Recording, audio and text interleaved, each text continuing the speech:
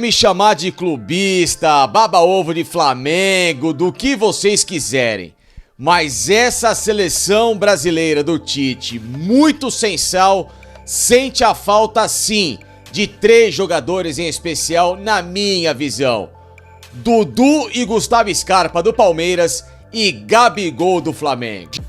É isso aí, nação, e nós vamos analisar aqui os comentaristas Sormani e o Facincani falando referente à falta do Gabigol na seleção brasileira, como está fazendo muita falta, principalmente agora pelo corte do Gabriel Jesus, que aconteceu aí na Copa do Mundo. E nós vamos analisar aqui, mas antes, nação, chega aqui, deixa o seu like. Se você não é inscrito, primeiramente, seja muito bem-vindo aqui no nosso canal. Se inscreva ativando o sininho das notificações para você receber todos os vídeos e notícias do Mengão, tá certo? Então vamos pro vídeo, mas antes quero apresentar uma novidade para você, que é fazer uma renda extra de 3 mil a 5 mil reais utilizando o celular e uma conexão com a internet. Clica no link que está na descrição do vídeo ou no primeiro comentário fixado para você saber tudo referente a essa grande novidade e essa oportunidade que pode te ajudar muito já nesse final de ano. Então vai lá, clica, confere, não é golpe, não é fraude, aproveita essa oportunidade enquanto está no ar, enquanto é tempo, tá certo? Então vamos pro vídeo de hoje, créditos, vou deixar o canal do Sormani e o canal do Facincani, link na descrição do vídeo. Vamos analisar o que eles falaram referente à falta do Gabigol na seleção brasileira. Me chamar de clubista, baba-ovo de Flamengo, do que vocês quiserem. Mas essa seleção brasileira do Tite, muito sem sal, sente a falta sim de 3 jogadores em especial na minha visão. Dudu e Gustavo Scarpa do Palmeiras e Gabigol do Flamengo. Já estou preparado para cornetas. Ah, o cara é clubista. Ah, o cara vai puxar o saco do outro, etc. Não tem problema nenhum. Eu tenho meus argumentos para defender este vídeo sobre 3 personagens em especial que, na minha visão, fariam muita diferença para essa seleção brasileira do técnico Tite, que desde 1978 tem o pior desempenho ofensivo numa primeira fase de Copa do Mundo. Naquele Mundial da Argentina, o Brasil só fez 2 gols nos primeiros 3 jogos. Neste Mundial agora do Catar, 3 gols em 3 jogos. Uma seleção que levou 9 jogadores ali na frente para resolver. Mas que, na minha visão, tirando Neymar, Vinícius Júnior, talvez o Rodrigo, os outros que estão ali na frente estão no mesmo balaio desses 3 caras que para mim poderiam fazer muita diferença também.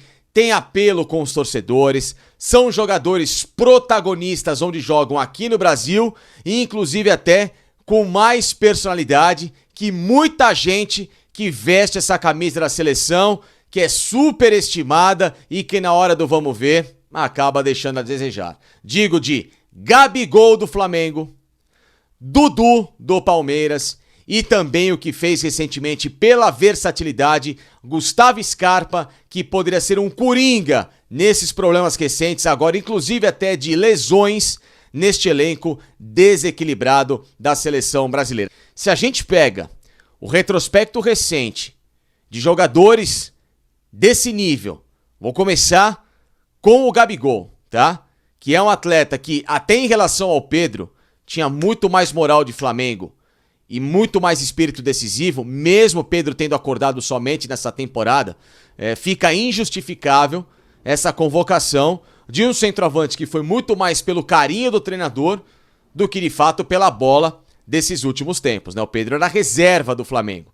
Tentou e muitas vezes até jogar com o Gabigol, tal, as escalações não batiam, não davam muito certo, mas sempre quem estava lá era o Gabriel, que inclusive nessa temporada abriu mão de ser esse último centroavante para se tornar uma espécie de garçom da equipe do Flamengo e tem números simplesmente espetaculares nessa temporada, né? São 29 gols marcados, ele deu 5 assistências, mas se você pega a temporada passada, já foram mais 10 assistências do Gabriel, com 34 gols marcados, com 27 gols marcados na anterior, com 12 assistências, na primeira dele de Flamengo, então nem se fala, 43 gols marcados, ou seja, olha o tamanho do currículo dele para ter ficado fora de Copa. Sem contar que o Gabriel não é atacante de jogo pequeno, de jogo inútil, né? Gol que não serve pra nada. O Gabriel é atacante de jogo grande. O Gabriel não sente pressão e ele vive justamente de partidas em que quanto mais difícil for o desafio, mais ele aparece e resolve. Só vou dizer, 2 gols em final de Libertadores dos títulos do Flamengo e mais o gol no vice-campeonato de 2021 no jogo contra o Palmeiras. Ou seja, o cara aparece na hora mais precisa. E nesse ponto o Pedro não se provou tanto no Flamengo ainda, né? Convenhamos. Então, por mais que muita gente clamasse que o Pedro merecia ir para a seleção, tudo mais, pelo belíssimo ano que fez, se a gente pega outros atacantes que foram nesta seleção, como o Gabriel Jesus, que é ótimo, que eu sou fã, que eu quero que se recupere o mais rápido possível, mas se de fato ele chegou à Copa do Mundo já com dores e não estava na condição, com todo respeito, hein, Tite, levar por gratidão a 2018, esse paternalismo todo, esquece, hein? Não é assim que se ganha a Copa do Mundo, não. Copa do Mundo se ganha com momento e com bola. E se você não vai com a cara do Gabigol, fecha um mês ali na Copa do Mundo, um pacto com o cara, coloca pra jogar e deixa resolver. O bom jogador não pode ficar de fora nunca num momento de tiro curto e quando ainda está com moral, como ele terminou essa temporada bicampeão na Libertadores e também, no caso do tri do Flamengo, ele bicampeão e da Copa do Brasil. Ou seja, jogador importantíssimo. Então, esse só é um exemplo, tá? Em relação a outros que estão ali na seleção, que na minha visão ainda nem se provaram em relação ao Gabigol. E falo até do Richarlison, ótimo, joga na Europa, legal, primeiro jogo com a seleção 2 gols, quando tem participado recentemente de amistosos faz gols, mas calma, hein? Calma, porque eu, particularmente Felipe Facincani, acho o Gabriel melhor que o Richarlison. Então, já sai por aí também outra tese de que não é porque joga na Europa que é melhor do que alguns que estão aqui no Brasil. Mesmo o Gabriel não tendo um bom desempenho quando passou pela Europa recentemente. Ou seja, analisando essas possibilidades, um Brasil sem Alexandro, um Brasil sem Alex Telles por toda a Copa do Mundo, vai precisar de um cara para fazer a lateral pela esquerda, vai colocar aqui o Marquinhos improvisado, como zagueiro, até joga, mas não tem esse mesmo cacuete, né? Até o Scarpa tem esse cacuete porque fez e jogou muito na vida dele como lateral esquerdo, tá? Vai colocar quem? O Everton Ribeiro, que começou como lateral, mas esse se provou que não dá pra jogar nessa posição. Testou-se ele no Flamengo com o Paulo Sousa e foi um desastre. E acho até um erro, porque o Everton é pra jogar agora do outro lado, ele joga muito melhor com o pé invertido no lado direito do campo do que jogando pela esquerda. Então olha só 3 funções de 3 atletas nesse momento no futebol que são decisivos e que a seleção clama. Um finalizador como o Gabriel, um armador barra atacante como o Dudu e um armador barra ala como o Gustavo Scarpa em 3 posições que hoje o Tite tem procurado atletas e que não encontrou porque valorizou-se muito aquele 2018, queimou-se posições com o capitão que não esteve em 2018 pela lesão e que volta agora, como ele mesmo disse, para ser um tocador de pandeiro se precisar dos melhores, né? Meias que estão ali que em nada se provaram ainda para esse tipo de função e 3 atletas que inclusive chamariam muita torcida e englobariam muito mais carinho por uma seleção que está sem sal, ficam de fora no momento decisivo de Copa. O Brasil pode até chegar, pode até ganhar, mas que esses caras, independentemente da situação, fazem muita falta e fariam o Brasil ter um caminho muito mais tranquilo, sem dúvida alguma. Pois é, rapaziada, tô vendo aqui muita gente reclamando, se indignando com várias situações que acontecem na seleção brasileira neste momento, depois da derrota de ontem para Camarões por 1-0. E vou repetir aqui o que eu disse ontem. O Brasil nunca havia perdido na história da Copa do Mundo para países fora da Europa e da América do Sul. Nunca. Foi a primeira vez que isso aconteceu. Foi a primeira vez que isso aconteceu. Mas em função dessa derrota, algumas coisas estão aparecendo, né? Na manhã deste sábado, a gente ficou sabendo que o Alex Telles e o Gabriel Jesus foram cortados por lesão. A lesão do Alex Telles foi uma lesão por conta de um lance fortuito, né? Falta de sorte do jogador, ele acabou lesionando o joelho. Agora, no caso do Gabriel Jesus, a gente está ouvindo dizer que ele se apresentou no sacrifício para a seleção brasileira, que ele já estava lesionado já na época do Arsenal. Verdade isso? Ele chegou lesionado para a seleção brasileira? Como assim? Você joga no sacrifício em clube. Porque a opção que você tem, a gama de jogadores à disposição de um treinador é muito menor do que se você for fazer uma comparação com a seleção, uma seleção brasileira, por exemplo. Então faz sentido o Gabriel Jesus jogar no sacrifício no Arsenal, tá? Agora, na seleção brasileira, então alguém tem que explicar isso aí que está acontecendo, gente. Como é que o departamento médico da seleção brasileira, como é que o chefe do departamento médico da seleção brasileira, Rodrigo Lasmar, convocou um jogador, aprovou a convocação de um jogador que estava lesionado e que vinha jogando no sacrifício? Verdade isso? Eu quero saber se é verdade. Eu não estou afirmando nada aqui. Estou apenas perguntando. Eu não estou no Catar. Mas eu acho que é dever de quem está lá trabalhando nesse momento apurar essa notícia. O Gabriel Jesus chegou lesionado na seleção brasileira para a Copa do Mundo e estava no sacrifício na seleção brasileira? Como assim? O Brasil não tem outras opções?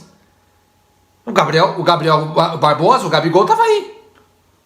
O Matheus Cunha estava à disposição também. Só rapidamente citando 2 jogadores que poderiam estar nesse momento no Catar 100%. Poderiam até se lesionar como se lesionou o Gabriel Telles. Isso é o Alex Telles, perdão. Isso é outra história. Isso é outra história. Mas se apresentar lesionado e participar de uma competição como a Copa do Mundo no sacrifício, verdade isso? Gente, não me faz sentido. Isso não faz sentido para mim. Não faz sentido. Então isso é algo que, repito, a seleção tem que vir a público, o seu departamento médico, o Dr. Rodrigo Lasmar, e explicar isso. Ele contou isso para o Tite sabia. E sabia por que convocou. Olha a situação da seleção brasileira. O Brasil convocou 4 laterais. Danilo, Daniel Alves, Alex Telles e Alexandre. Nesse momento, sábado, dia 3 de dezembro, o Brasil só tem um lateral à disposição, que tem 40 anos de idade, Daniel Alves, que não deveria estar lá. E está lá, eu até disse aqui em tom jocoso, provavelmente para puxar o samba na concentração, dentro do ônibus, na ida e na volta dos estádios, se bem que na volta de ontem, depois da derrota para Camarões, acho que não deve ter tido sambinha nenhum, né? E aí quando você tem que colocar alguém no lugar do Danilo que se machuca, você improvisa o Militão. Ah, o Militão já jogou na sua... Já jogou, ok, beleza. Mas é uma improvisação. Improvisação se faz em clube. Jogador no sacrifício joga em clube. Seleção não é assim, velho. Ainda mais a seleção brasileira. Olha o tamanho do nosso país, olha quantas pessoas, milhões de pessoas, são 210 milhões de brasileiros. Quantos brasileiros não jogam futebol? Se é uma seleção, por exemplo, como o Uruguai... O Uruguai é um país com 3 milhões e meio de habitantes. Então você não tem uma base de jogadores tão grande como tem no Brasil. Aí você vai convocar um jogador no sacrifício, vai fazer uma improvisação, ok, você até entende. Agora no Brasil, nós nascemos para jogar bola, gente. Como os americanos nasceram para jogar basquete. Não tinha ninguém para levar no lugar do Gabriel Jesus. Não, nada contra o Gabriel, hein? Nada. Não estou dizendo nada. Eu não teria convocado também, hein? Mas não é isso que está se discutindo aqui agora. O que está discutindo é o seguinte: um jogador não pode chegar para uma Copa do Mundo para jogar na base do sacrifício, na seleção brasileira. E como é que se convoca o Daniel Alves? Olha a situação que o Brasil está. Sabe o que deve acontecer no jogo contra a Coreia? O Daniel Alves deve jogar de lateral esquerdo, se o Alex Sandro não se recuperar, e o Militão vai ser o lateral direito. Deve acontecer algo assim. Ou vai improvisar quem nessa posição? O Everton Ribeiro? O Fred? Imagina, gente, o Brasil vai improvisar numa Copa do Mundo. O Brasil! Tudo porque o seu treinador convocou mal. Tudo porque o seu departamento médico aprovou jogadores que estavam na base do sacrifício. Será que isso é verdade? Volto a perguntar.